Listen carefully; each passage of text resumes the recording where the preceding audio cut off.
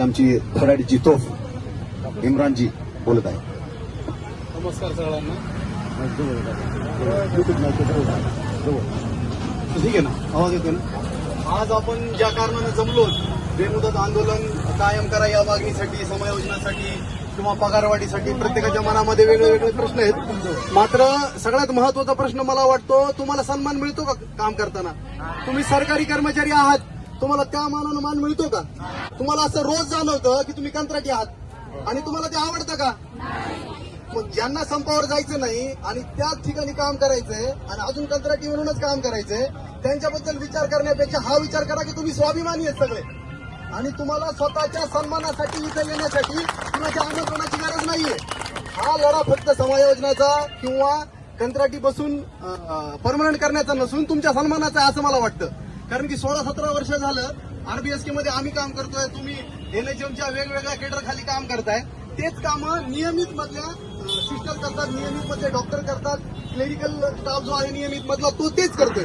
फक्त शासनानं आपल्याला कंत्राटी ठप्पा दिलाय म्हणून आपल्याला त्याचे पगार कमी मिळतोय. बरोबर आहे. जुन्या काळी असं होतं की एका जणाला जास्त पगार, एका जणाला कमी पगार, त्याला वेठबिगारी म्हणायचं. आपली ही आधुनिक वेठबिगारी आहे असं तुम्हाला वाटत नाही का? मग आपल्या लढ्यासाठी दुसरे नियमित लोक येणार आहेत का संप करायला? मग आपल्यासाठी आपल्याला बोलवायची काय गरज आहे? शासन काढेल तर सगळ्याला काढेल ना. आपण एकटे उपाशी मरणार आहे का? एवढे उपाशी मरतील. मग एवढ्या उपाशी लोकांचा आवाज शासन ऐकणार नाही का?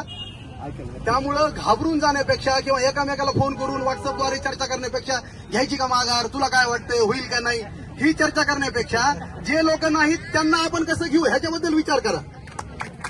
बारीक एकामेकाला फोन करायचा, मला काही खरं वाटेना आणि होईल का नाही काय गॅरंटी आहे आणि शासन लक्षात द्यायना आणि दुसरं आंदोलन चालू आहे आणि आपलं काय खरंय. आणि आता साहेबाचा फोन आला असता आणि तुम्ही संपावर नसले असते, एका मिनिटात तुम्ही ऑफिसला गेले असते. तिथं तुम्हाला कसा जोर येतो बरं काम करायला? हा, तुमची पगार 2 रुपयाची, तुम्हाला पगार 20 असतो तुम्ही पाहुण्याला 40,000 सांगतात. तिथं तुम्हाला बरं मजा वाटते. हा, मेडिकल ऑफिसर 35,000वर काम करतो, लोकांना सांगतो परमनंट आहे, 70-75 पडतो. अरे लाजा वाटतो दे ना, तुम्ही कंत्राट येत ना. हा, आणि पुन्हा इथं येऊन तुम्हाला वाटतं लवकर घरी जाऊ, काहीतरी करू. आपल्यासाठी लोक काय भांडतील, माझ्यासाठी मी भांडणार. मी बिझी आहे माझ्या जीवाला, पण संघटनेसाठी मी फ्री पाहिजे. मला 100 काम आहेत ते मी सोडणार, संघटनेसाठी मी उभा राहणार.